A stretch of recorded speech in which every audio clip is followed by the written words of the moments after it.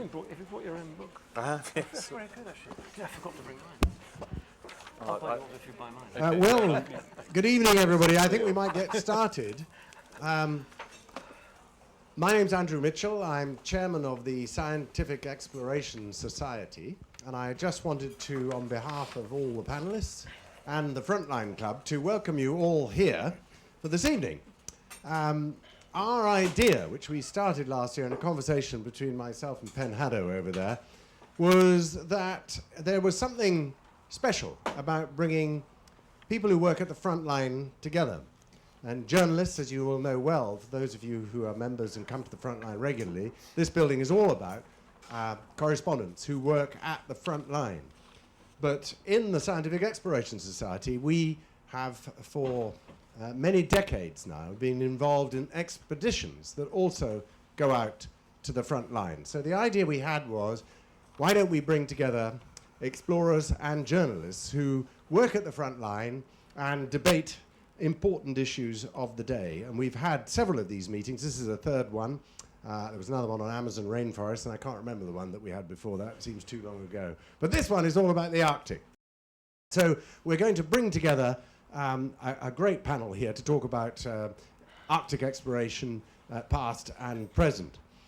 You have amongst you not only journalists, but also some explorers. Rosie Stancer should be here, one of our foremost lady explorers, and also Neil Lawton, who started, was one of the first people to fly a car. That might sound a bit odd, flying a car.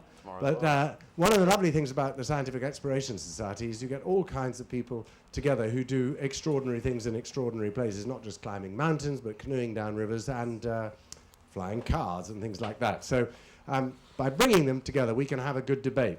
Ed Cooper is here. Ed, where are you?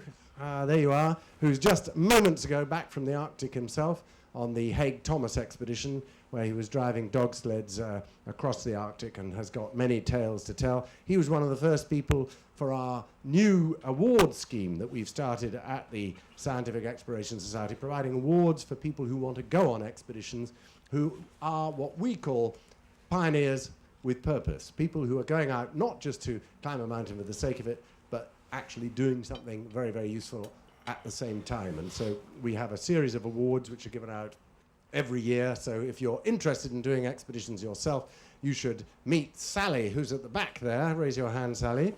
She's the person who runs the award scheme. And you can apply to her for funds to go off on your expedition. So we've got a very interesting evening ahead of you. I'm now going to just introduce you to David Shukman, who probably needs no introduction if you watch the television. He's editor of BBC News, science editor of BBC News.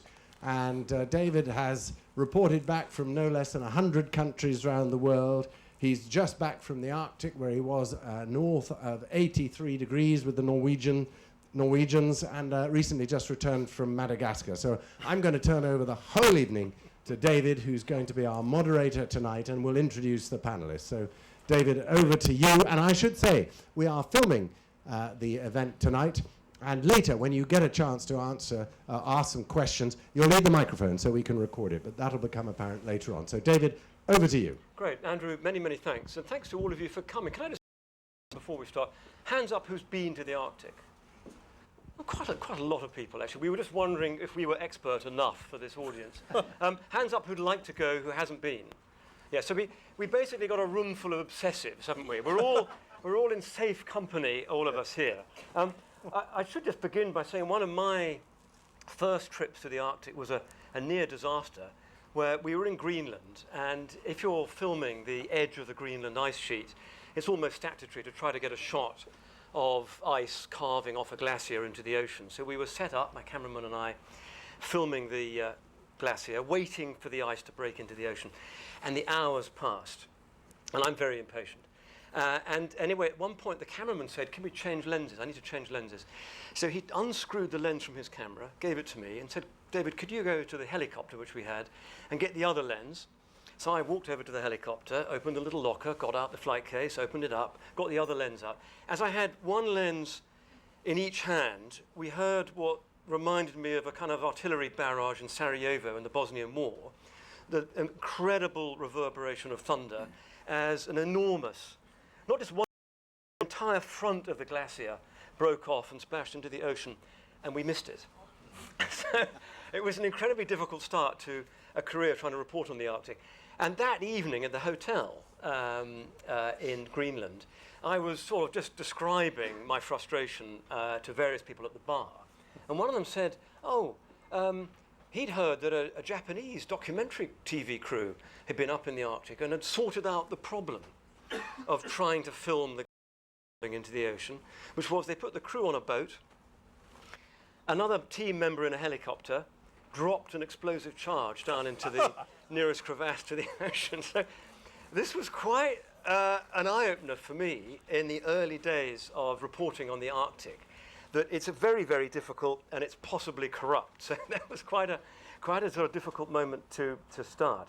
What I want to try and do with a great panel tonight is cover what I think are some of the key topics around exploration in the Arctic. And the theme of the evening is very much past, present, and future. So in other words, how things have changed and what do we face. So I'm just going to introduce everybody in turn and ask them all just to say for a few minutes just about their own perspective and perhaps their own experiences. So in no particular order, on the far left there, on my left, Pen Haddo, explorer of experience. I actually met in this club some years ago. In fact, I think I put you up to be a member, and then met on the ice on one of Pen's expeditions up in the Arctic at 80-something degrees north, but a long way north. Martin Siegert is a professor of more experience in the Antarctic than the Arctic, but nevertheless lots of green. And we nearly worked together on one of your projects down south. Charles Emerson, actually, Charles and I confess we hadn't read each other's books. But that's all going to change. It's going to change. Isn't it? I'm going to buy it straight away. Author of The Future History of the Arctic, and I think you've been up many times yourself, yes. Working for Chatham House and looking at the changes there. And Frank Hewitson, many years with Greenpeace. Most recently, the awkward experience of being banged up by the Ruskies for trying to get onto their oil rig. So I'm sure we'll hear all about that. So there's quite a span there of exploration, academic scholarly study, and campaigning. I'm going to ask Pen, kick off with your thoughts. You've been up in the Arctic, I don't know, how many years? 20-odd years? First experience on the sea ice was in 1989 on the sea ice around the Svalbard archipelago. And I think one of the big thoughts that's occurred to me in thinking about this evening is that it's fair to say that my relationship with the Arctic Ocean, specifically the Arctic Ocean, and if you like, even more specifically, the North Pole region, has changed. So my first experience was very sort of combative, and I hate to say it, but you know, well, it wasn't honestly conquering, but it was very much the elements and me against it. Little me inside, lots of protection, I'm going to do what I'm going to do, and I'm going to win and get to where I want to get to. And it was very defensive, very unengaged with the environment. It was the enemy, really, that had to somehow be overcome if I was to succeed in what I wanted to do. And it morphed because I then set up a guide service, and I've taken about 100 people, mainly to the North Pole, because that's where they wanted to go, as it turns out, not entirely surprisingly.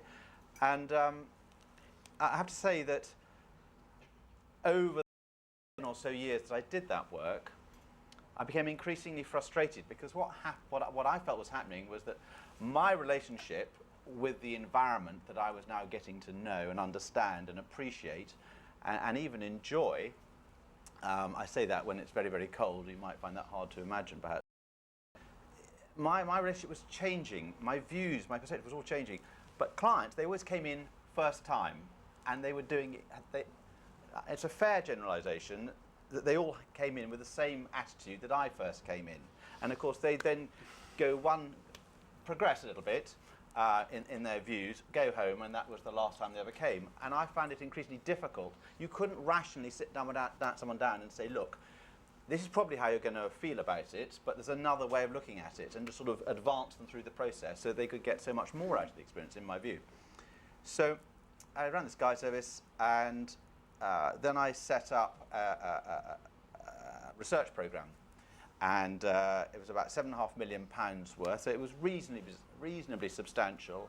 It involved 20 or 30 scientists over 3 years in the field, and we were looking at sea ice loss, rates of, causes of, and what the impacts might be of that sea ice loss, and then we looked at ocean acidification.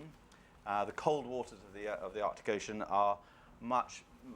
absorb carbon dioxide much more readily, rather sort of counterintuitively, in my mind anyway. The colder the water, the more it will absorb carbon dioxide. So rates of absorption affected the fauna and the flora up there in the Arctic is a sort of useful indicator of what might be coming the way of the temperate oceans and the tropical oceans further to the south. And we're also looking at how loss of sea ice might and changes in sea ice timing and thickness and so on might affect the circulation of the ocean currents. That's the sort of research work that I did. And I've taken time out, as some of you will know, for 3 years. I haven't done any Arctic work at all. I've done gone through a phase of deep think. And to nail my colours to the mast, it seems to me that it's not exactly an excuse, of course, but one can go on and on researching, and there comes a point, and there may be someone on my further along the line who's come to the same point, where it is vital that we find out more information and continue to find out more information about how the ecosystem how it works within it and how it relates to other ecosystems, and indeed more broadly Earth systems. But I just feel now my role is to protect the Arctic. I know enough. For me, I know enough, and it's time to start doing something with the information that I feel is available right now. My mission over the next 5 years is to advance as far as I can the notion of an internationally protected marine reserve in the central Arctic Ocean. So we'll hear later, I'm sure, about there is an area that is not technically owned as yet by nation states that are back onto the Arctic Ocean. And there is an opportunity, I think, and in a way a symbolic gesture and a very real material gesture to be made to protect the very middle part. We'll definitely hear more about that, and we want to hear views about what to do in the Arctic in the decades ahead. Thank you, Martin. Yeah. Hi, David, thank you. So I'm a glaciologist. I study ice, and unlike Penn, I don't think we have enough information. I know I don't know enough about the Arctic or the Antarctic, for that matter, from a scientific perspective. So why would we need to know? Why do we need to understand about those places? Well, as a glaciologist, we're concerned that with global warming and ice sheet melting, that there is a serious problem ahead for global sea level change and sea level rise. So how do we understand that? How can we quantify those things? Well, we need to try and predict and project how that's going to work, and to do that we need models, computer models. And to have proper computer models, we need to understand about the topography over which the Antarctic ice sheet and the Greenland ice sheet and other ice masses over which they flow. And that's our problem, that we really don't know an awful lot still about the topography beneath the large ice masses on the planet. And so our models of projections are sort of fundamentally weakened by that lack of knowledge. It's a very fortunate position to be in as a scientist. It probably won't be like this in 20 years' time, not because the ice is gone or anything, but because scientific discovery that you can do right now can only be done once, and you can't read something. For example, there are a couple of places in Antarctica where you can stand and you can be 200 kilometers from a single point of scientific data. Right? So we think we know about our planet, but there are real restrictions to it. And it's not quite so bad in Greenland, but it is still the case. The techniques we use are airborne geophysics. So we use sounding to view underneath the ice. Radio waves travel straight through cold ice. It's great, but they bounce off the bottom. Also on the ice to do seismic surveying, but mostly I work with radar. And when you fly a radar line, like your flight path can be recorded on a map, if you fly several of them, work out all those collections. If you assemble all the flight lines that have ever been flown scientifically over Greenland, you get this sort of uncoordinated spaghetti. So scientific planning to understand the sheet has been sort of chaotic and not very well organised over the last 40, 50 years or so. Similar, not so bad in Antarctica, but it's a similar situation there. And so you get a situation where I was involved in a new survey in Greenland just a couple of years ago, where we discovered a canyon underneath the middle of the roughly the size of the Grand Canyon in North America, and it had been completely, we just hadn't at that point. And like I said, you can discover those things once, and won't rediscover that system. But it illustrates to you how we think we know about our world, and yet right now we still have opportunity of making major discoveries about the world in which we live. So we do that, and we improve the quality of numerical models, and they are used to project how the ice sheets are going to behave in the future, and that's a concern to us. We should think, well, might ask why should we be concerned about that? Greenland ice sheet is there, and it's been there a long time, and it has been there a long time, over 100,000 years or so. But it's a relic. It's a relic from the Ice Age. When you look at, if you have a map of the Arctic, you see the Greenland ice sheet, and it's like it's the sore thumb really, because if you go around, I don't know, 65 degrees north or something, where the Greenland ice sheet is, and you go all the way around it, there's virtually no ice at all until you get back to Greenland again. So it's a strange relic of the Ice Age, and we might go into some details as to why it's there. But the period in time most similar to our own right now between ice ages in the past was called the Eemian, and that's 125,000 years ago, which is nothing geologically, just yesterday. And sea level was about 5 or 6 meters higher globally than today. And for that to happen, you've pretty much got to get rid of most of the Greenland ice sheets. So that's why we're concerned about it. It's happened in the past several times. It probably is unusual for it to still be in existence now in an interglacial, and the processes and the warning signs are there for us. The models are predicting change in the future. We're seeing lots of melting going on the surface right now, and so it's a serious issue about how the cryosphere, the land ice in the Arctic, is changing with global warming, and that's what I investigate. Great, Martin. Thank you very, very much. Charles, give us your take then. Well, my take, I think, kick us off. My take, well, I think will be somewhat different. I'm very glad, David, that you said that we're in a room of obsessives and proto or future obsessives. I'm one of you, and was indeed from the age of 8 rather obsessed with the Arctic, and indeed obsessed with Arctic exploration. And much later, I got the opportunity to write about it, but I decided to take a rather different tack. I was not a scientist. I'm not a scientist. I'm not an explorer.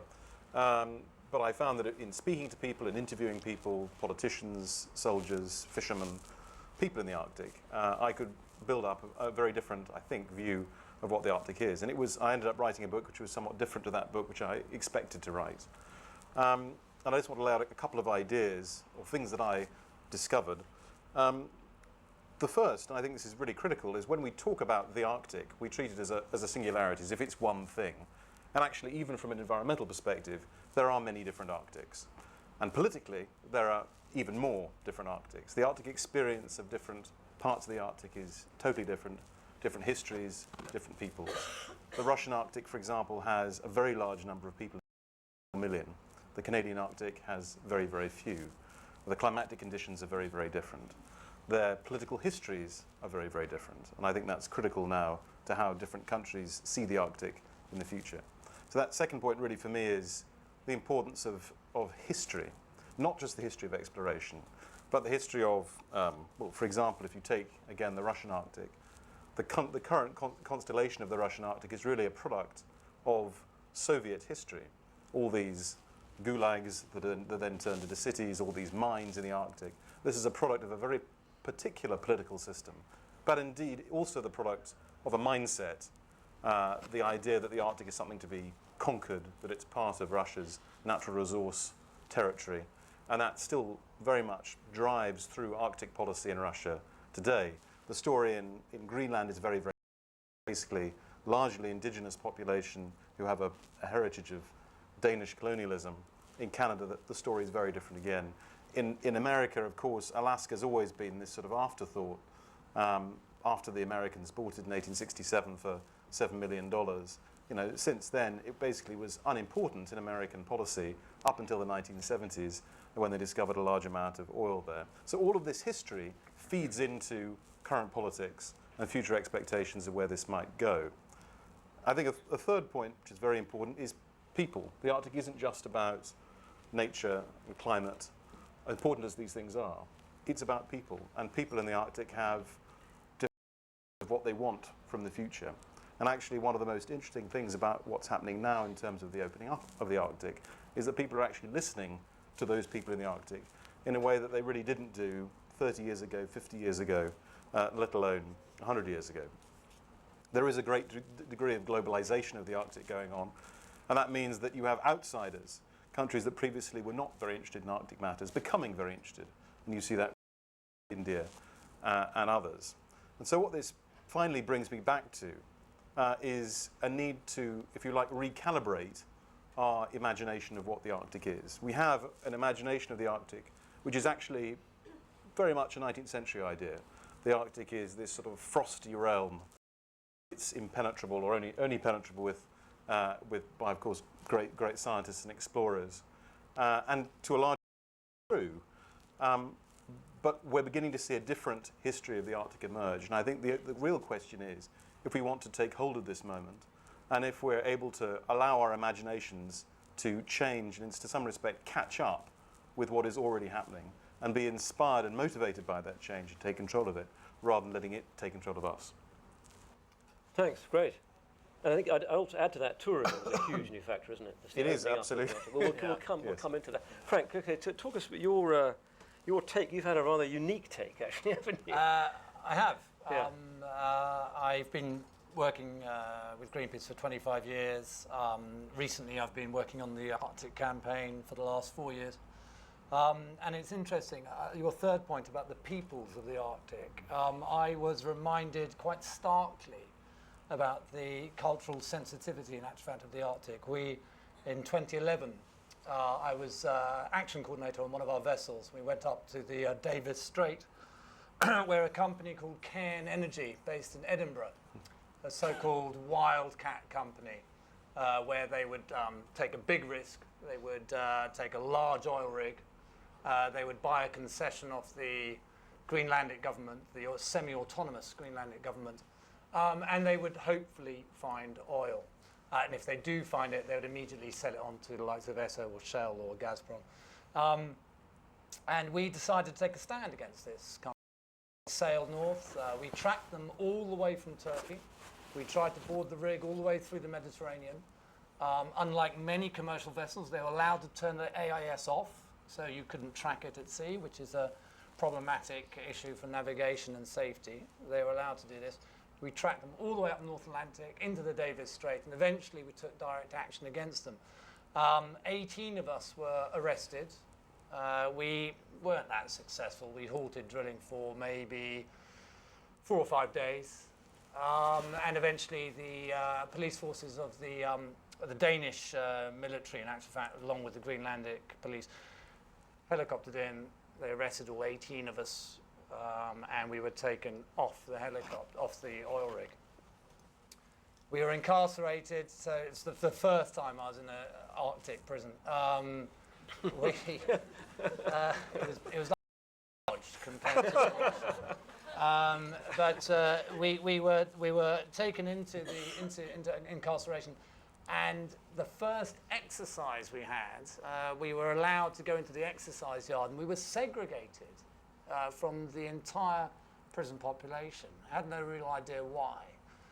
But I did know, in actual fact, we had quite a lot of support, certainly from the fishermen. They could see that a bad oil spill or a massive ramping up of oil exploration could have a serious effect. And all they've got is fish. All their meals are imported. And their only bit of GDP is in actual fact selling cod, whitefish. And so we knew we had a fair amount of support. the exercise period, we came out into the yard, and every single cell that was facing jail, facing the exercise yard, was being beaten with the fists of these prisoners, and they were baying for our blood. They wanted to kill us. And in actual fact, what we had forgotten was the history of the Greenpeace campaign conducting in the 70s and 80s. And so many of you, I think, will probably remember the baby fur seals, the white little fur seals that are fairly brutal, you know, with a nail sticking through the end of a plank, right? And we were campaigning against the industrialization, the mechanicalization of that type of industry. But what happened was there was a wide-ranging ban on all fur coming in from Greenland, from Canada. And it decimated the indigenous trade in fur seals, which we were not campaigning against at all. Nor do we campaign against the indigenous whaling that takes place in Canada and Greenland. But it was completely decimated. There's a ban to this day in Europe for fur trade. And so what I realize is that not only do you have to tread lightly from an environmental sense, but also from a cultural sense. And I think you touched upon that. Great, thank you very much. Well, look, what I want to try and do is keep to the title, actually, past, present, future, and address a few themes here. So the first gripped by is danger. I mean, you know, when I tell my mum I'm going to the Arctic, she gets terribly worried because she doesn't distinguish between the different parts of the Arctic and the different situations you might find yourself in. There was a time when an ice shelf, the Ailes ice shelf, snapped off the northern part of Canada and became an ice island and was drifting in the ocean. And one of my editors had a wheeze to try and land on it with some scientists. So we hired a plane and landed on this thing.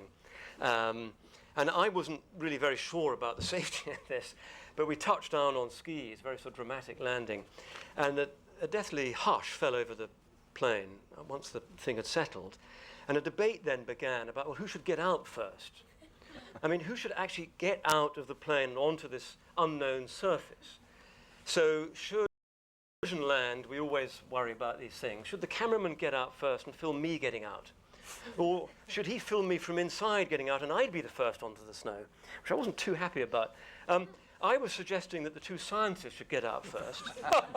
We see your priorities, Yeah, David. absolutely. You know, and you know, if they took a hit, fine. But while we were having this debate, the door just opened of the plane from the outside, and the co-pilot had ignored our debate and just climbed out and walked around and opened the door and just said, "We're not here for long. Get on with whatever you have to do."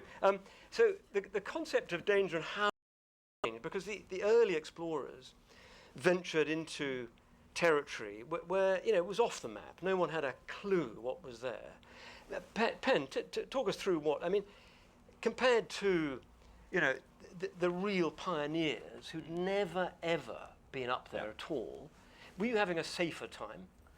So Has it all got a bit cushy or what? Yes. I think the thing to perhaps remember is that regardless of the fact that we've got a satellite phone and a plane on standby to come up and pick you up if you've either given or you can't go on for some other reason, all of this is that's all something that the and the other famous explorers, both in the Arctic and Antarctic, did not have access to. They couldn't have that relatively swift collection for whatever reasons. The thing is, though, that the 6 things that are most likely to kill you are going to kill you in a few minutes. And it's immaterial whether you've got a phone and a plane on standby. So if you're a bear or a bear's around you, you've got to deal with the bear right there and then. If you fall through thin ice, you're you know, likely to drown, and you're not making a phone call. If you get carbon monoxide in the tent, you don't even know that you've got to make a phone call. And the plane can't get to you. When you're in the central Arctic Ocean area, on the Arctic Ocean proper, slightly depending on where you are in it, but you know, you're looking at certainly 12 hours as an absolute minimum, very often, certainly where I've been working. is a sort of realistic minimum. And I've waited for up to 10 days for a plane, and it doesn't matter how desperate you are. So in that context, you are fully responsible for yourself. You have to accept all the risks, avoid and remove and eradicate those that are avoidable, and know have drilled in your head how to manage them if they do occur. And you, at -40, you can take it from me, and I'm sure anyone else who's been in -40 over any period, over you are incapable of creative thought. You cannot design a process or a procedure to sort something out. It's all got to be drilled and learnt and constantly brought to the surface in case it happens. I mean, I guess So one it's still a factor is hazardous we're all environment, I would perhaps say. more ambitious about what we're trying to do in the Arctic than I mean, I was thinking of broadcasting live. You know, if it's very, very cold, the cables snap and you fall off air. Frank, how much do you think about safety? A lot. I mean, Uniquely in the Arctic, as opposed to some other activity you might be doing elsewhere. Like yeah, climbing but the anything Shard, at for example. anything at sea, certainly in the Arctic, has to be taken extremely seriously. I have been in situations where it's been too rough, really, to do anything. And in a similar sense, you have to wait for 10 days before you can actually do what you went up there to do. My expertise is not scientific at all. I'm afraid it is protest, and therefore the safety parameters on taking a safe direct action is kind of what I have expertise in. And But what does that mean? You're more sort of lax about it, or you're more prepared no, we're not to take a lax risk? about it. It might seem to Yes. be extremely risky, But but you'd we've gone argue that through you're we've gone through a long process of risk assessment. And of course, I mean, legally is one aspect of it, but the major thing is hurting someone. We do have accidents. We have had quite a few people medevaced. And as Penn was saying, when it goes wrong really very quickly. You have silly things where people are hot on board. You're waiting to get into a rib. You're sitting in a smack, whatever, and you undo the dry suit. Just that little bit, right? Just make your Adam's apple and breathe a little better, a little bit more comfort. You forget about that. And then you end up in the water with your dry suit undone that much, and it's very, very quick that you're in serious trouble. Not only do you get extremely cold, but you become like a huge water balloon. You cannot pull that person out. You actually have to get the crane out to actually bring them back on board. So things go wrong quite quickly, and if you are in a situation where you're being prevented possibly from doing what you're meant to do, that's sort of An additional kind of hazard. an additional Yeah. problem. Yeah. Charles, from your reading of the history then, do you think it's become easier? I mean, certainly, up in Svalbard in April, I think I read that there are 30 flights a week. I mean, it's opening up in that sense, and maybe that's creating new dangers. More and more people who don't realise it's a hazard. Well, I mean, the Arctic is certainly a lot more physically accessible, or at least parts of it are. And if you want to go to Svalbard, you could probably be there. Well, you could probably be there tomorrow morning. I mean, that would actually be achievable if you got a flight from to Oslo this evening. Other parts of the Arctic, far more difficult to get to. The Central Arctic Ocean, of course, an entirely different matter. So, I mean, there really is a massive spectrum in terms of accessibility. In terms of risk, I'm reminded of what Fridtjof Nansen, one of the most famous of Arctic explorers, in the 19th century, early 20th century, and he disliked being termed an adventurer. He disliked this term immensely because he said, "No, look, I'm not an adventurer. Adventurers are people who don't care what risk they're taking. I'm a scientist. I calculate things. I know what risks I'm taking. Calculated risks." I think one of the big issues in the Arctic for oil and gas development, for example, is that although it's possible to try and calculate a risk of something going wrong on a rig or on a ship, the consequences of this are potentially asymmetric. They're potentially huge. And also the ability to actually deal with something when it arises, because there are all these other complicating things that Penn's been talking about as well, it just makes everything a lot harder. And it's not as if, it's just the ice which makes it hard. No, it's the ice and the seas and possibly your radio not working and possibly our air access being different and possibly the lack of infrastructure around. It's this, and that's why I think when we think about risk in the Arctic for sort of economic development, there's sort of all these additional layers of risk that we have to take on board. And Martin, do you think when you're planning your expeditions or your projects to let's say, survey the Greenland ice sheet, I mean, if you could sort of cast your mind to your predecessors, I mean, in the 50s, let's say, or 60s, do you have a much easier time? I mean, is it likelier that you can do more safely? Got helicopters and so forth. Yeah, well, in the 1950s, when geophysical surveying was just starting, it was quite laborious. They were using seismics pretty much all the time, and our ability to understand and measure the ice was very time-consuming. And that changed in the 1960s when radar surveying happened, and one person in particular, a man called Gordon Robin, who understood that if you put a radar on an aeroplane, you can fly it across the ice sheet, and you can increase the rate of data acquisition by more than 5 orders of magnitude. It's like one of these moments in science that completely changed our ability to understand the natural world. There aren't many of them, but this is one. So, you know, when you're doing seismic surveying, you're literally doing one data point per day, because you have to drill down 60 odd meters into the ice, set off a charge, another hole nearby with some, and then you pack it all up and you get in your sledges and whatever, and you drive another 10 kilometres and do the same again. It's at least a day to do that. Whereas airborne radar, you've got a data point every second if you want, more than that if you want. And it was Gordon Robin that did that, and it just completely changed. So from the 60s onwards, airborne radar has been the way that we do it. But going on from the safety perspective, having worked on land ice in both the Antarctic and the Arctic, the biggest difference that I found, I was quite a young scientist when I went into the Arctic. 1991, I think, was the first time I went to the Arctic, and pretty naive as well. And I turned up in Spitsbergen, and many people have been there. That's a place which has changed quite a lot. And one of the first things that someone asked me to do was to pick up a gun. Have you picked up a gun before? No, never. Toy pistols and things. Have you ever fired a gun? No, I haven't. Right, come on, you've got to fire it, because there are dangers. There are polar bears, and you'll hear stories. There was stories in the news a year or two ago with the British Schools expedition in Svalbard, where someone died. It was dreadful by a polar bear. These things do happen, and I know scientists that have had close encounters with polar bears. Myself, never. Very lucky, I guess. You and you got to fire a gun, and it really does put things into perspective. So, you know, hands up who's ever fired a gun, a real gun with a live ammunition.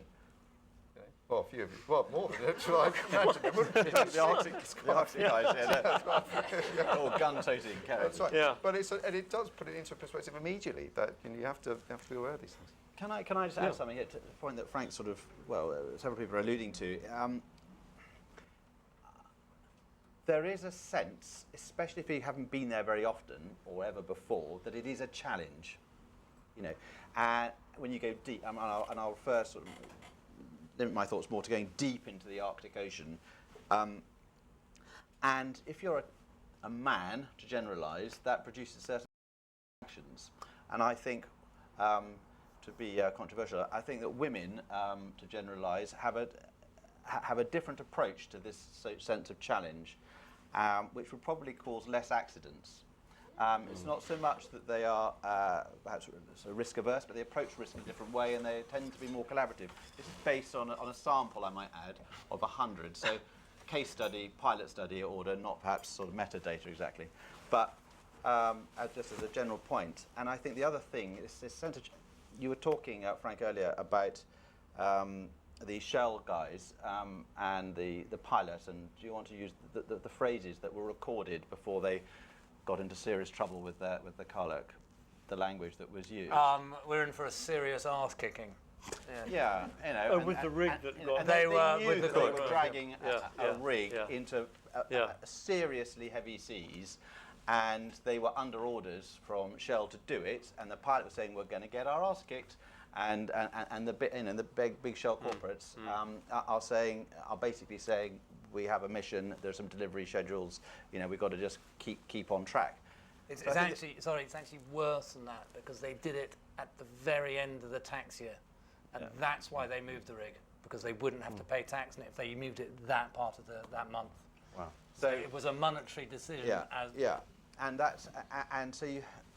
So, and I think the other thing is that if you're an individual, a human being, the trouble is we've got human. That's where the errors tend to crop up, not with the machines. It's the human factor. and it's the effect of cold on brain function.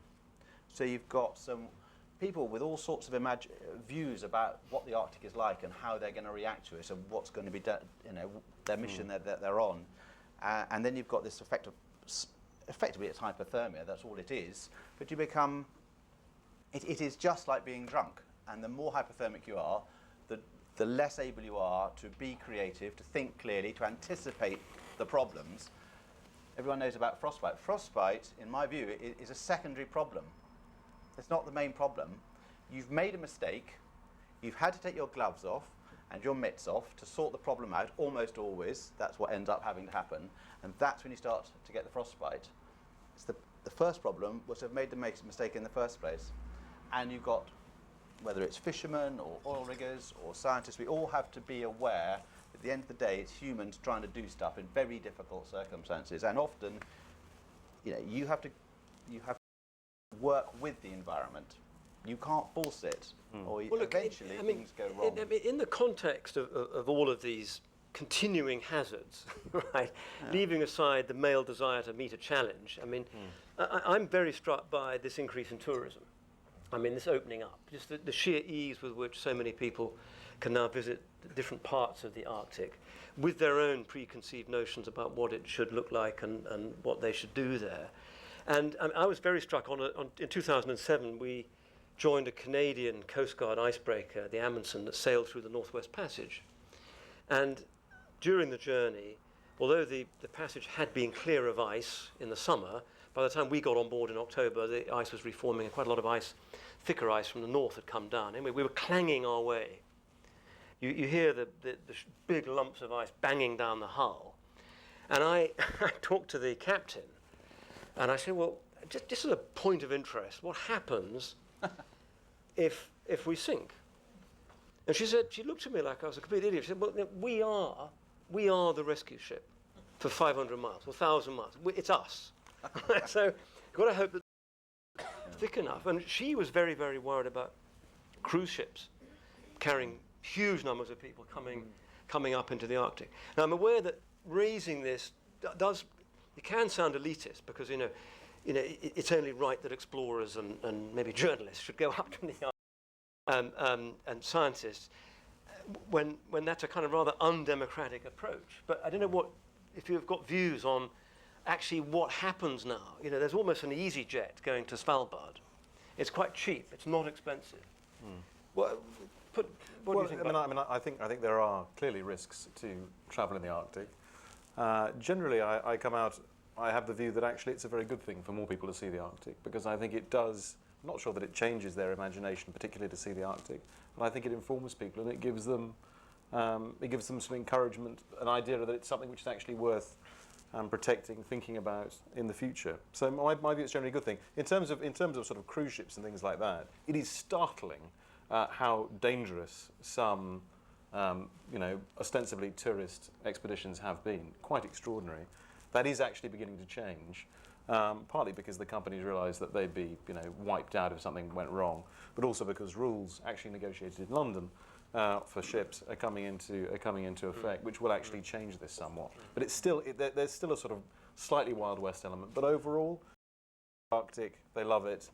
I think that will inspire them to action in other areas. In fact, from a Greenpeace point of view, presumably that raises awareness. As people go up there, that raises awareness of the issues, but it's all very carbon heavy, isn't it? Yeah, there was a expedition that Greenpeace did in 2012, and they basically walked to the North Pole. They didn't get there. They got helicoptered in eventually because the winds just pushed the ice sheet away, and they just could never make it in the time. But they did eventually get helicoptered in, and the relevant point is, as they arrived, this huge Russian helicopter landed, and 30 people got out of 2 helicopters maybe, and proceeded to run a half marathon around the North Pole in trainers and shorts, and I think they felt slightly cheated. The Greenpeace guys who thought they were doing a good thing, and just that accessibility. And there's a lot of talk about it. It could be this year that the North Pole is actually a puddle. It could well be this year. A apparently it's one of the worst years so far for melting sea ice at this stage. And if that does happen, then I think maybe the tourist element will go, because there's not much point going to open ocean. You can do that anywhere. And most will just be sort of negated by the fact that climate change is sort of rampant and will eradicate the North Pole quite quickly. I mean, that prospect has been promised by some. It has. It has. Many, many it's one of times. those We'll weird see. things, almost wanting it to happen. Well, yeah, exactly. You almost want to be able to report on it because it will show the world just what has happened. Sure. Well, yeah, sorry, Ben. Well, a couple of things. Some of these ships are huge. The 800 berth cruise ships, average age, relatively elderly, and often the resources, infrastructure up there is not geared up for urgent rescue at sea. We nearly had a major disaster in the Antarctic waters. With the Explorer. Yeah, I think yes. And just by good fortune, the weather was calm. It happened just, I think, at first light, so there was light to operate to do the recovery. There's a cruise ship. They do them all in sequence there, so there are always cruise ships, as I understand it, nearby. But that was a lucky one. So I do think something may well go wrong. But a deeper point to me would be that I think we have to get over, personal view, we have to get over this idea that the Arctic is beautiful. It's not beautiful, and it's not anything else. It's just it. We've got to de-romanticize it, and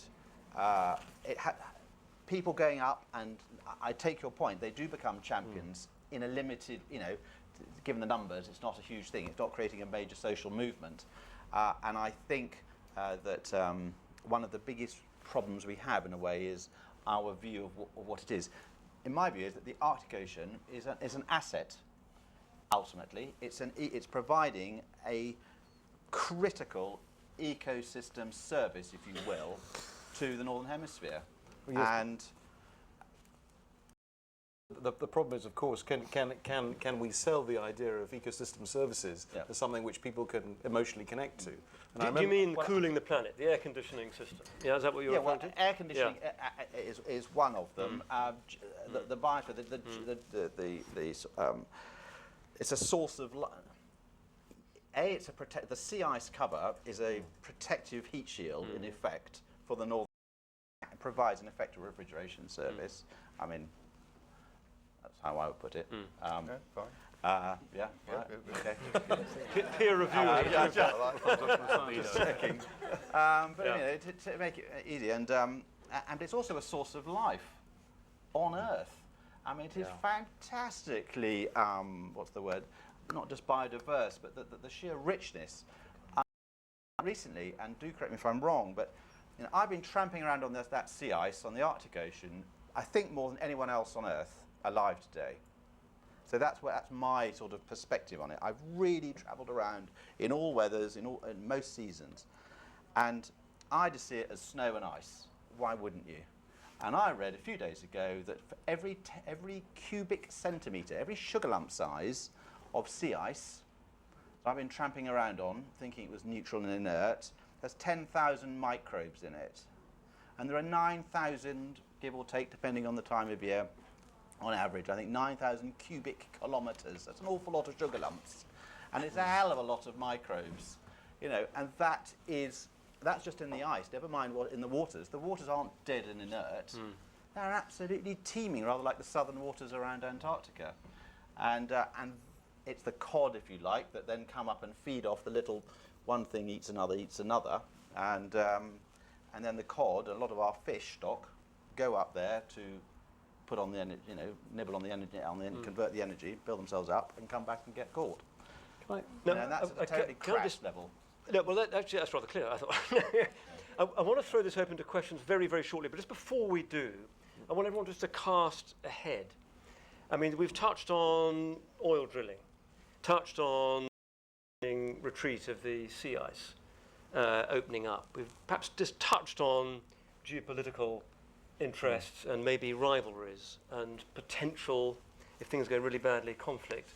Do you want to just very, very briefly, just cast ahead, just to perhaps provoke more questions? Frank, kick off. Where are we going to be in 30 years? Take a 30-year view. I think I'm going to take a grim view. Yeah? I think the militarization of the Arctic will have happened by then. I think that the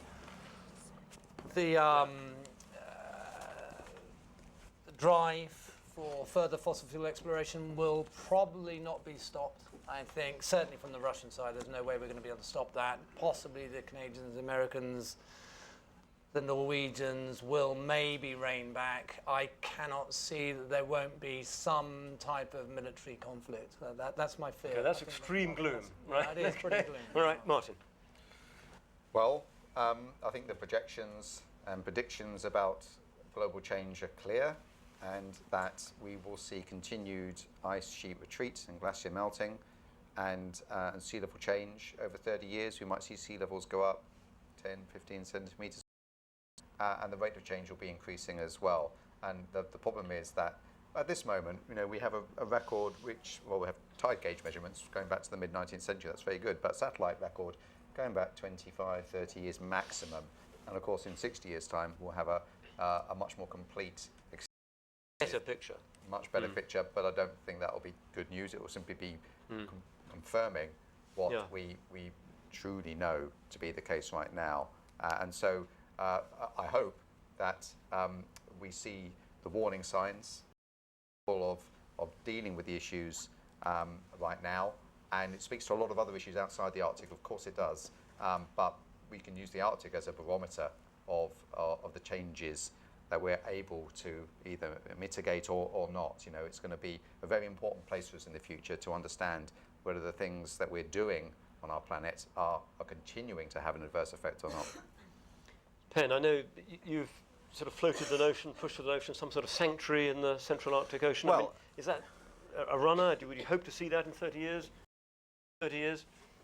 Yeah, I mean, what I'd like to say is that I absolutely think we need to do more science. So I don't want people to think I'm anti-science or we know enough. We need to absolutely invest far more resources, natural scientific research in what's going on in the Arctic Ocean. But for me, as you say, deep down, we know it's not going well.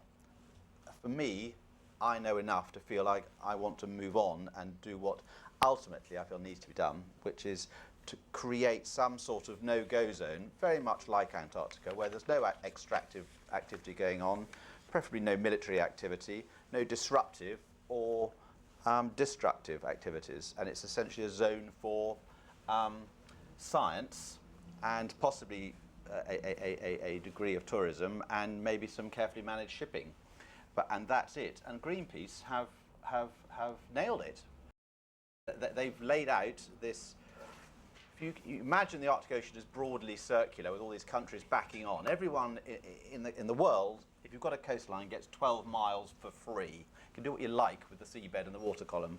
Do correct me if I'm wrong. For your first 12 miles. In the Arctic Ocean, they've then been given, it's been extended to a 200 nautical miles out from your coast. But if you draw a line around the coast, following all the zigs and zags and islands, there's a sort of broadly rectangular area in the middle that is technically, as we sit here now, under the United Nations Convention of the Law of the Sea, it's known as seas. It is a form of high seas. It's got a lot of ice on it at the moment, sometimes more, sometimes less, depending on the season. And that is the area that I think we should try to slap a writ on and just say no. Yeah.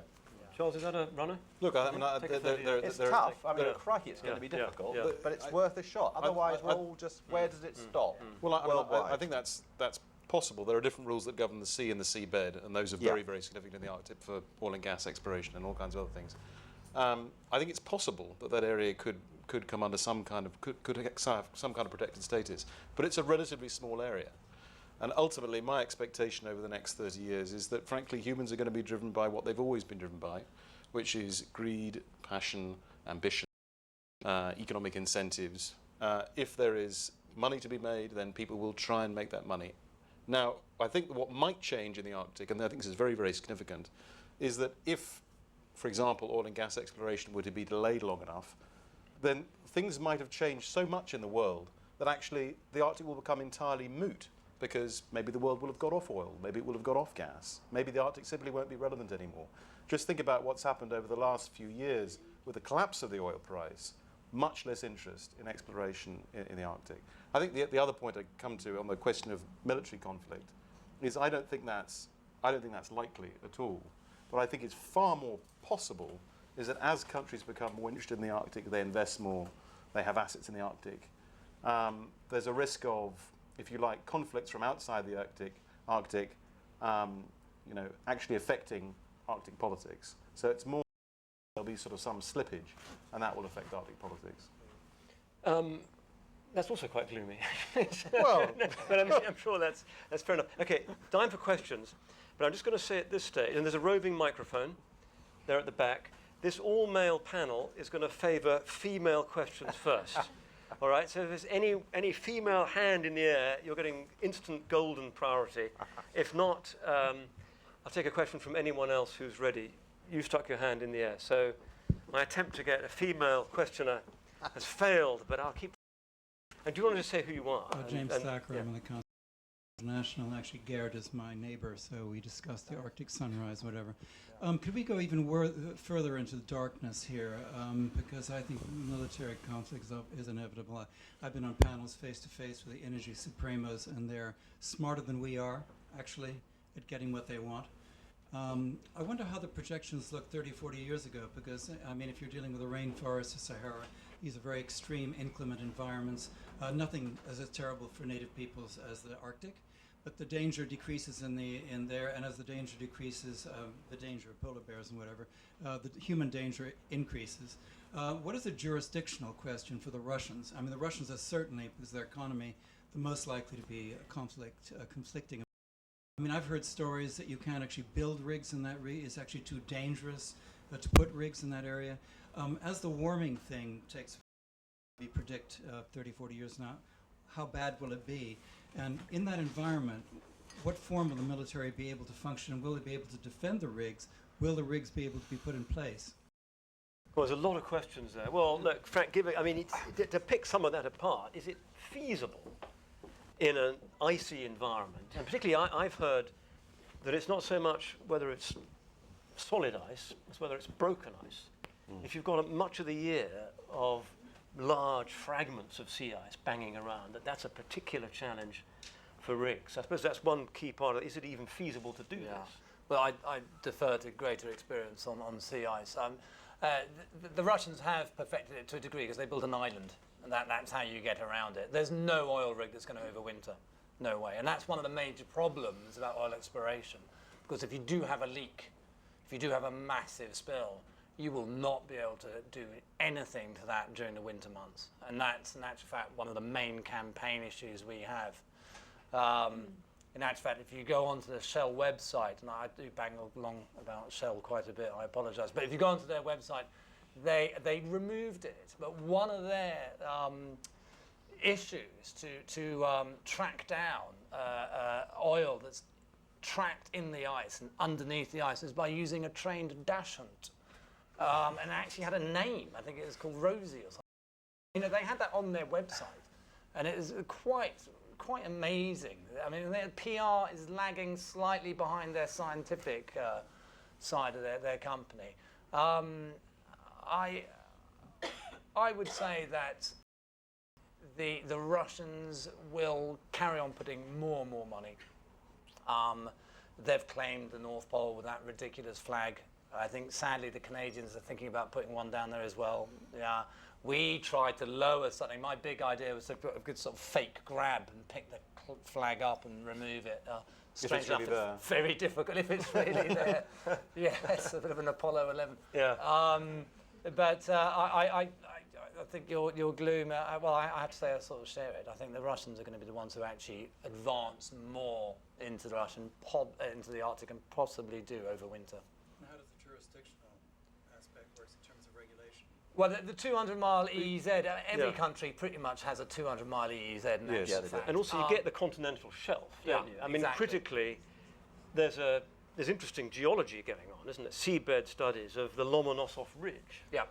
And does it connect to the Russian continental shelf or to the continental shelf, which would either make the North Pole region, the seabed, not the water, but the seabed Russian or Danish, effectively. So that's an interesting one. I mean, how, when the scientists come up with their findings of whether or not the ridge connects to the continental shelf, it's going to be disputed for years to come, isn't it? For sure. Yeah. Broadly speaking, as I understand it, to the extent that you can prove that your continental shelf extends out through mapping the seafloor before it drops down into the abyss, through a process by the United Nations, you will be awarded it. That's my understanding, very generalised. Also, alternatively, if you can prove that your geology is extending out from your coast, to the extent that you can, if you can do both, you have a relatively strong case. And there are applications going on, that are in process or about to be presented to the United Nations. So I wish it was quite that simple. Of course, the problem is that once you've got to the point of understanding that the ridges actually connect, well, then you're still left with the question, well, okay, they connect, they're the one thing, so whose are they? Where does it begin? Does it begin in Greenland or does it begin in Russia? You haven't solved fundamentally the diplomatic or the political problem. The Danes, as I understand it, have actually claimed from the northern Greenlandic coast, the Lomonosov Ridge, right across through the pole to the Russian coast. The Russians had a thought of that. They thought, well, no, yeah, do that, right, okay. So they'd only gone to the pole, stopped at the pole for sort of, again, sort of weird head reasons. So a moment for the prof. Let's. So I'm maybe unusual. I'm optimistic about the issue. I mean, we're talking really about oil exploration in the Arctic and gas exploration. And I hope that discussion we just had is just a purely academic one about what bits of the crust connect to some others. And I know there are people that are talking about that. But the point is that are there to make money. And if the oil price is at a certain value, below a certain value, it's not feasible to work in the Arctic. To develop technology that's required in those harsh conditions, it just doesn't work. If it's above $120 a barrel, maybe, right? And that's why we saw a large increase in interest in the Arctic, but it's way below that now. So, okay, so why am I optimistic? Well, I'm optimistic because if you look at the last 10 or so years, we've seen a tremendous increase in our global ability to form electricity and energy without the use of fossil fuels. And there's a direction of travel that we are going in, which makes it very attractive. A world where our reliance on oil and gas is less than it is right now. So I hope, my optimistic view is that we just won't need to get that. The oil price will be sufficiently low because we'll be having energy creation with other means, which is a very good thing for the planet, and that's my optimistic view. If that does not turn out to be the case, right, and we start to see further interest in oil exploration in the Arctic, like my barometer for climate change, it will also be a barometer for our failure to have dealt with the problems. So it's a barometer for a number of reasons. Any other questions? Yes. Oh, all right. Okay. Fine. Oh, there we go. Sorry, You're going sort of fast onto the queue. Thanks. I just wanted to ask about shipping and the Northwest Passage and whether you think the Polar Code is going to be any help in protecting the environment or whether it is in the service of industry, and that's for the whole panel. Okay, who wants to pick that up first? Well, okay. I mean, I think it's a bit of both. Is the honest answer. I think generally having rules to guide shipping in the Arctic is a good thing. It's better than having no rules at all. Will it possibly facilitate people sending ships through the Arctic more? Well, they're already doing it. I think the constraint currently is not whether there's regulation or not. It's really about the economics of it. And the economics for shipping will become better. They're not actually great. I mean, all this stuff about that it's terribly cheap because you save all these days. Well, it's okay if you've got ships going both ways, but just for sort of one transport, it's not actually a huge economic boon. But when the Arctic Ocean opens up more, then I think you're very likely to see more shipping across the Arctic Ocean. The Northwest Passage is a somewhat different proposition. It's very tricky to get through. There's actually West Passage. A lot of it's quite shallow. And I think that actually the Canadians don't want it. They'll try and prevent it, and which is probably the right thing to do. And I think it's actually very unlikely to become a major waterway. It twists and turns a lot, and Yes. It still gets ice. Yes, Yeah. absolutely. And it's possible that the Russian northern sea route might open up sooner. I mean, the Russians do open it anyway, and Yes. for a charge will take you through. It's so already that open might more, be- yeah. Yeah. But I guess what you've got an eye on is whether you reach the stage, and whenever that is, that you can just drive over the top Yeah. with whatever form of shipping. But I was talking to people in the shipping industry. I mean, because the scenario is that you're getting an increasing summer melt of the ice, and maybe at some point open water at the North Pole, although that's never quite as soon as some scientists have suggested, but okay, that's on the cards. You're still going to get ice in the winter. Yeah. I mean, you know, it's polar night, you're going to get ice in the winter. So what you're talking about is a season for shipping. And with the realistic possibility of ice hanging around in corners, even if you get a very dramatic melt. So for shipping companies and insurers, the issue is, well, hang on, you know, if you're going to go in June or August, how safe will it be? And I think for the shipping companies, it comes down to, will the insurers cover them? And also long lost before you get into whether it's safe to do it. I think actually just, is it going to make any money at all? I was talking to a ship owner, big sort of shipping magnate, a Russian, and I was putting it to him that surely the bulk of shipping is just going to go straight through the Bering Strait, over the top, through the pole, down, then split left or right as it comes down the East Greenlandic coast, whether it's going to Europe or Russia, and to the East Coast of America. And he was quite convinced, because he's responsible for a lot of the mapping of the sort of inshore waters along the Northern Sea Route. And he's saying, yeah, the Northwest Passage, as you say, Charles, is not really that viable. But he reckons the Northern Sea Route will see far more activity before we start seeing these direct traverses over the top, because you still can encounter quite serious ice if you do that for some time. Yeah. And there's another scientist that has been, you will know perhaps more about this, but I have heard on the grapevine that there is thinking that there won't be any ice at all in 300 to 500 years, which is not in my lifetime, but you know that is the track. But I mean, the Russians are pushing the Northern Sea Route because they will control it. I mean, that is their dominance. They will not allow anybody to go through there without their icebreakers. Yeah. There were two Finnish icebreakers that recently came through, far more capable than anything the Russians have got, and they had to be escorted by a Russian nuclear icebreaker for national prestige, if nothing else. Also, they can charge for it. Well, yeah, of course, but it's That's a nice little earner, isn't it? it is. Well, it's a little earner, but it's more to do with the prestigious nature Sure. of opening up their own sea route. Yeah, I think that you can't really blame the Russians for wanting to make money out of their territorial waters. But they will call it the open sea, and they will call it a sea lane, but it's they that will control it utterly. That's for sure. Great. Another question. Andrew. I'm still favouring women. Okay. I can right. put a dress on if you like. On behalf of his wife. Okay, all right. Okay. Well, look, I just think we're all being a bit too nice to the oil companies here. The reason why the Arctic is melting is because we're pumping vast amounts of fossil fuels into the atmosphere.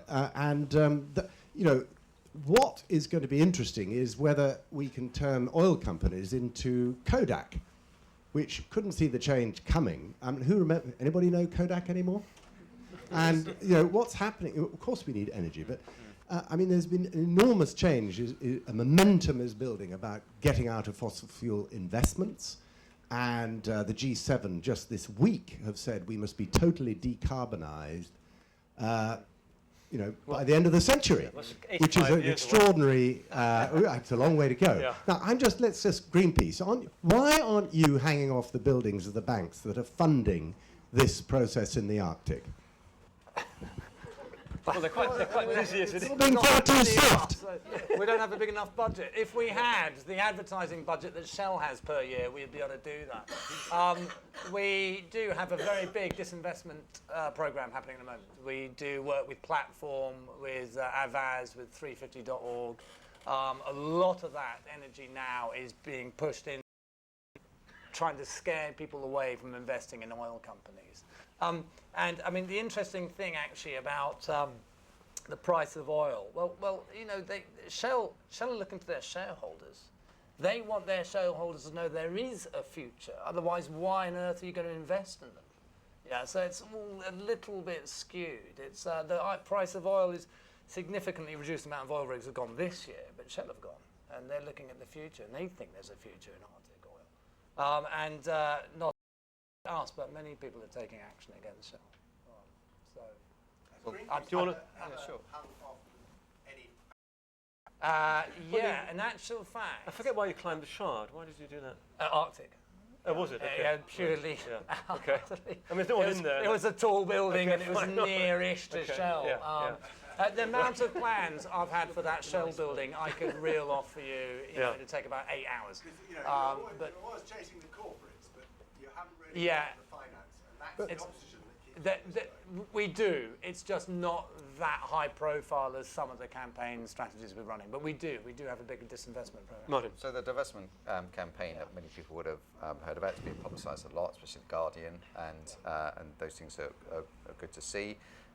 It seems, if you listen to some people, it's completely black and white, you know, which is just, maybe if you said, you just simply get out of it. But of course, our economies are still reliant on oil and gas, and that is the case, but there is a direction of travel, and that is moving in the right direction, so that's very good. I mean, you couldn't do your science without a indeed. plane.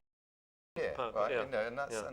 and we have to understand that it's not a black and white issue, and and so, you know, how do you describe how that should work? For example, you know, take all your money out of oil and gas and put it where, right? Put it where?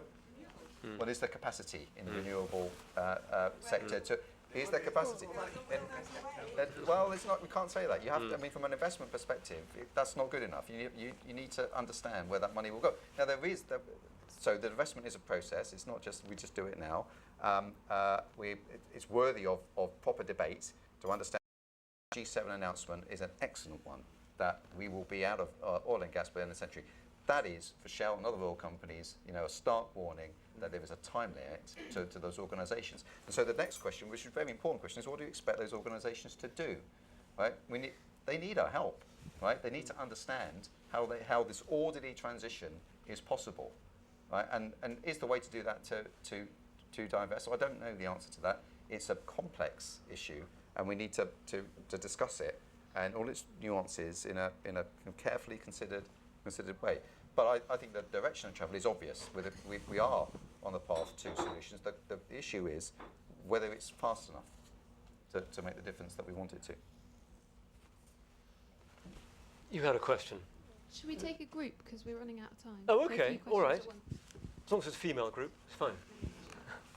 Hello. My question is, I guess, overlapping expeditions and science, but reading That gets more, us back on track, actually. Yes, that's right. reading more about Ken Borick withdrawing their air support, Yeah. which obviously we can all understand, that drives the costs up for people going there and allows lots of wealthy bankers who want to pay for their last degree trip or whatever it is, and well done to them. How does that lack of air support and increasing costs, I know it's a very specific area, but how does that affect scientists and how they can access the area?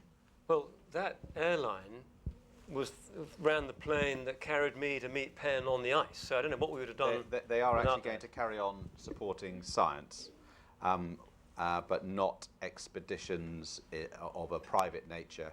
And my understanding is that it is, for various reasons, including their insurance companies are starting to make stipulations. It's a very specific issue that they have. But so scientists are okay. That's the good news. But I guess, is there a grey area for what counts as science and whether it's privately funded? I think it's going to work its way through the system. Yeah. My understanding is that too many explorers and adventurers didn't know how to identify a runway and create, manufacture, upgrade it and report on it in terms of weather conditions and the surface conditions, which was causing issues. The ice is just becoming more mobile and structurally thinner and weaker. So that's another dynamic. There's more open water, so there's more fog. That's another problem, and that's also creating more cloud, so you've now got less good visibility. So the cut-off is the 15th of May for them. That's my understanding. But they will go with scientific. If you're a scientific expedition with a major organisation, Imperial College, bankrolling you, ultimately, they feel they've got a guaranteed pay check if things go wrong. That's my understanding. So Kent Bulwark have got a very good record of integrating their logistics with other nations' Arctic and Antarctic logistics, and they do that in an effective way in a reputable organisation. Yeah. Question, another one there. I suppose this is biased towards Penn, but I wanted to ask, what do you think is the future for pure human endeavour in the Antarctic now? You said you've moved away from the sort of pure challenge of dragging sledges to the pole, but in this year there's been very few sea to pole crossings or even total sea ice crossings. And when Mike Horn went with Borgie Ausland several years ago during the polar winter, and they encountered as much open water as people had done in summer crossings. So I just wondered what you thought will be the future of those sorts of endeavours. But because of the difficulty with thinning ice and more gaps. Absolutely. The sheer practical challenge of it. Yeah. Ultimately, global warming, climate change, changing the environment, and it is now affecting one user group up there, which is the adventurers.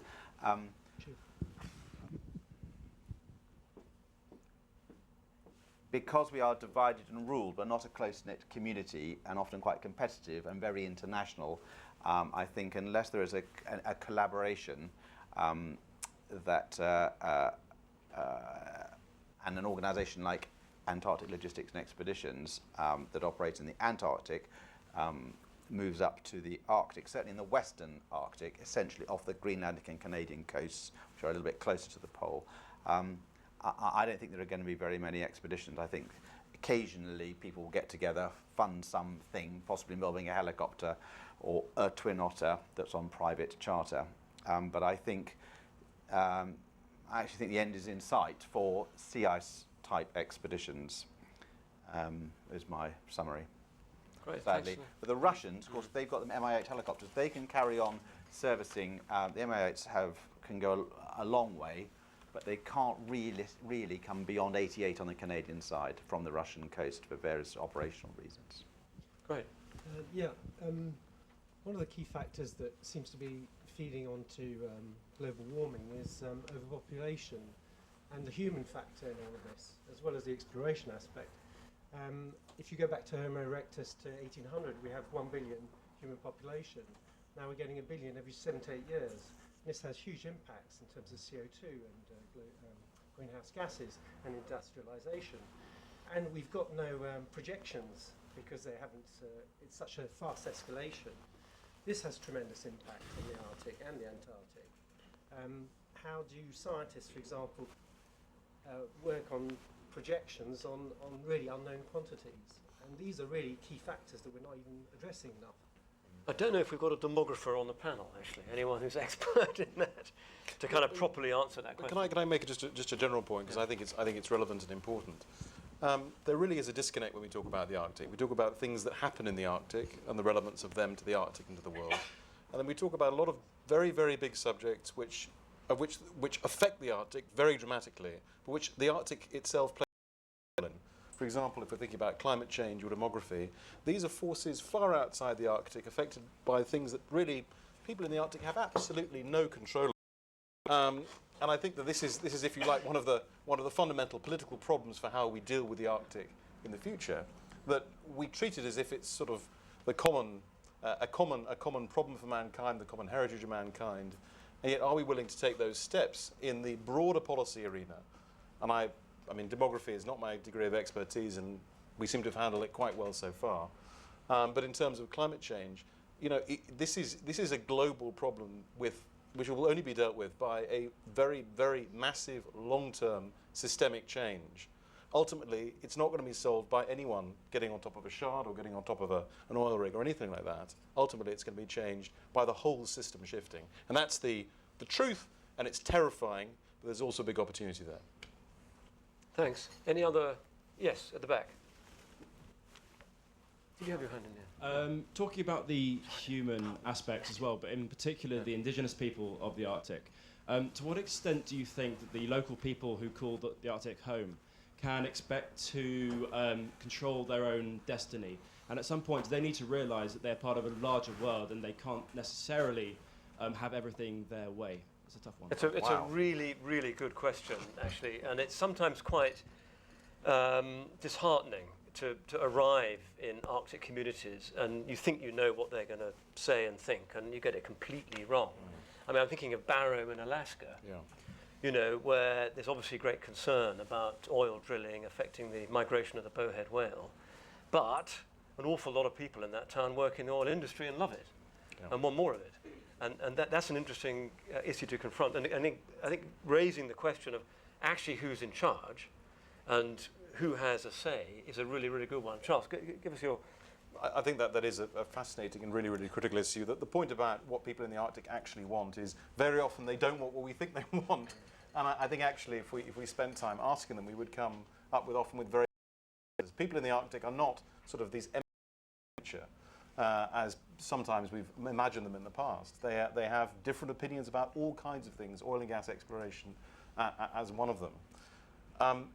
The truth is their voice isn't very widely heard around the table when Arctic issues are discussed, and I think I'm afraid in the future their voices have become quieter and quieter and quieter, because the interests which are likely to dominate are going to be those interests of companies, but companies, remember, service needs that we have, and also the big Arctic states. And so I think over time, sadly, the indigenous people, although we should be paying more attention to them and what they actually want, I think they're likely to lose out. Greenland, you got a pretty clear view of what some of the Greenlanders thought of you. Indeed. Yeah. But that government has actually swung round quite considerably to being not anti-oil, but very, very cautious in issuing licenses. They really have actually listened to the local people and realised that maybe their future does not lie in oil. And I think that's a degree of hope. I think one point, we have a problem with the indigenous, for instance, the fur seals. I mean, what would happen if a First Nations people decided to up the ante a little bit and they were going out more often, larger boats, not canoes, large outboards, ribs, capable vessels, and their sealing station became slightly bigger, and actually that became more or less an industrial process. Where does that actually stop? And I think that's something that's really awkward to project. Anyone else want to pick up on that? Sorry, can I just quickly say that earlier this year I was in Kikatajuak on Baffin Island, and they are talking about upscaling their fishing and their whaling there, and they're looking for Chinese investment because the Canadians themselves won't invest. And then I spent a good part of last year living in the extreme north of Greenland, in Kanak. There is an enormous disparity there between what they want and what the people in the south of Greenland want. The government do not want the same as what the local hunters want. And I think that's where a lot of the disparity exists. I think this goes back to Charles's point that actually we all talk about the Arctic, but I mean there's this incredible variety of different scenarios around the edge of the Arctic. People live. You had a question. Did you put your hand in the air? Yes. I think it might be the last one. Last one. Okay, we're running out of time. I'm glad I've caught you right there. Great. Hi, sorry, just a quick question. We're all very well aware of the problems that we're facing with the Arctic. And now to a very existential question, I want to know what I, as an individual, as a small particle of the rest of the population, can do, aside from support Greenpeace and watch my carbon footprint.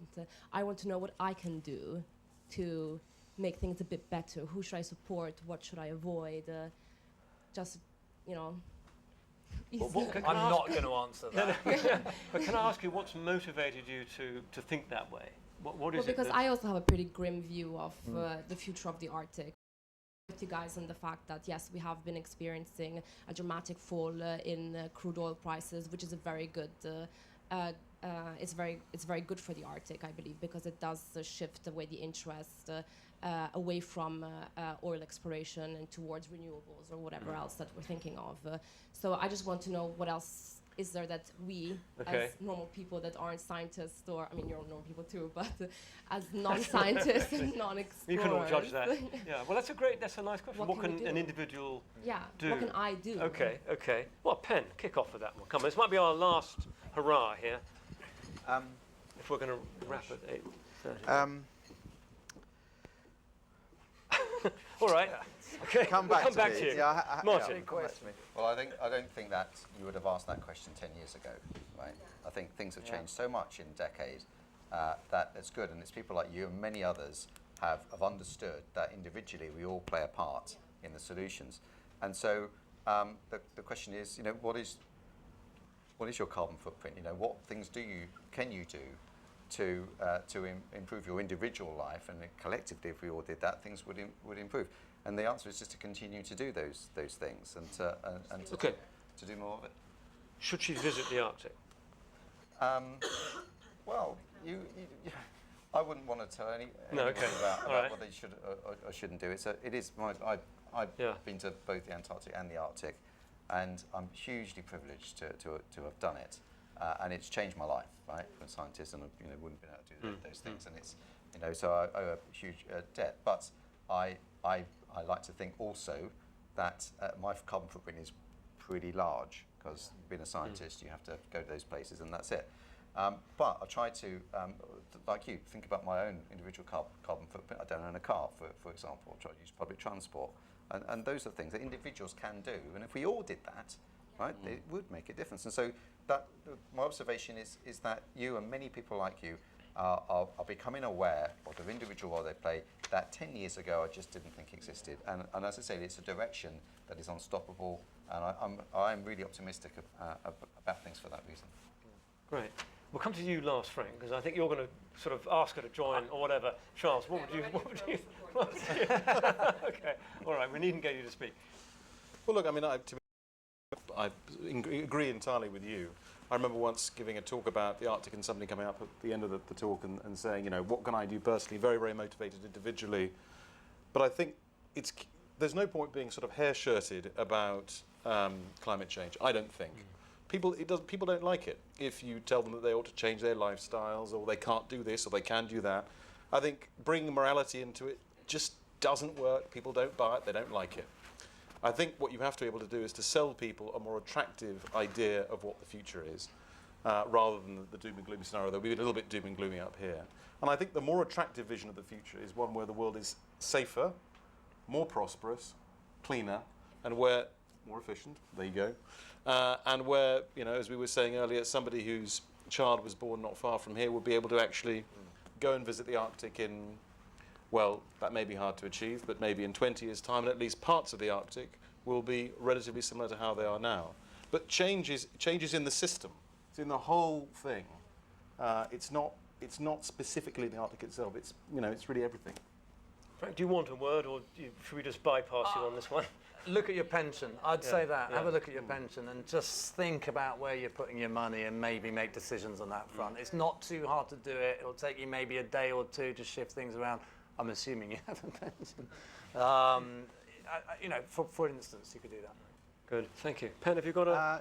I just say that it's the doing of the small things in life, but also not chickening out and having the conversations with the people around you, because if you're doing something, you've got the hang of a new way of doing something, and you share that or take on friends and relations who aren't, or say they don't believe in global warming, heaven help us, having those discussions amplify your thinking amongst the people that you come into contact with.